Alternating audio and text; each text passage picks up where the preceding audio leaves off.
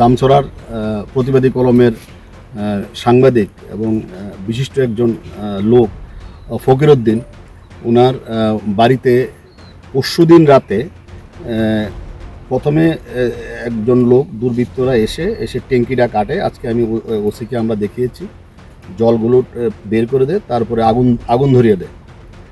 কিন্তু আশ্চর্যজনকভাবে পুলিশ কোনো সোমোটো মামলাও নেয়নি এবং পুলিশ এটাকে ফায়ার সার্ভিসের উপর দিয়ে এটাকে একটা সাধারণ অগ্নিকাণ্ডের ঘটনা হিসাবে চালিয়ে দেওয়ার চেষ্টা করছে।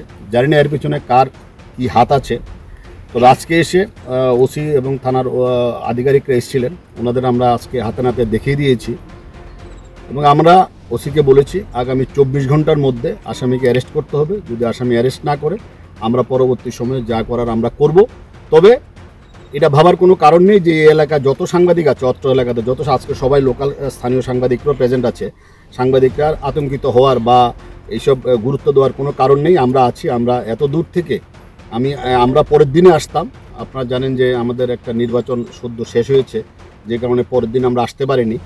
আমরা ঘটনা যেখানেই ঘটুক আমরা কিন্তু সাথে সাথে আমরা যাবই এবং কাউকে ছাড়া হবে না। এটা যেই দলেরই হোক, আমি বারবার বলছি, রিপিট করছি, যেই দলেরই হোক, সাংবাদিকের উপর আক্রমণের ঘটনায়